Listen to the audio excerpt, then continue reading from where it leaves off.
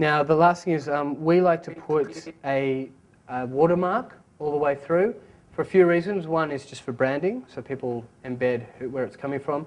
And two, can be so people don't rip it off. Yeah. We've had a great compliment. Yeah. I'll let Dave tell you about that. A little while ago, Ben created that video, Google versus Yellow Pages. Just Google it on YouTube, and we started to find a whole lot of people started to rip it off, snip the front of it, snip the end of it, and then put their own SEO company at either end of it. And the main reason that we also like to put the URL throughout the entire video is when you're thinking about distribution, what is the primary goal of getting these videos out there? Getting them back to the website.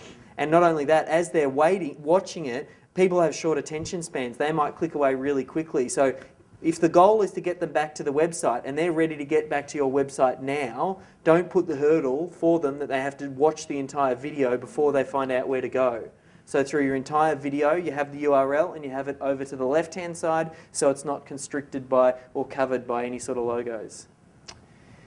Okay, so we're almost there. There's only a few more steps. I know everyone's getting tired and hot and ready for lunch, so we're almost there. So now I'm going to put in the watermark. So again, I use a different lower third. This is the one next to it. It just says lower. I put that in. You'll see it highlights blue. That's just telling me how much space, how much coverage it's going to get on the footage. And we can change that. So first of all, I get it in there. And then I click into it. And I put in, usually you don't need to put in the www because it just takes up space. So where's this one going? That would be, just do Melbourne SEO Services. Okay, Melbourne SEO Services.com. And then again, it's on the right hand side, so that's going to conflict with our YouTube, once it gets on the YouTube watermark. So I just show fonts, put it on the left. I usually get rid of the outline because you want it to be quite strong. So what's going to happen is it's going to stand out. Now, to me, that's not a watermark. That's very clear. It's quite distracting. So what I like to do is I'll go into it again. Oops. I click into it in this right-hand editing screen, and I go show fonts, and then I change the opacity of it. I bring it down to make it transparent. So I just go into color, and then at the bottom you'll see opacity, and you just play around. Usually around 50% is good, depending on your background, what it's going against. If you're on a dark background, you can afford to make it more transparent. If it's a lighter background, you need to make it darker. And so it defaults to white, so let's have a look at what it looks like.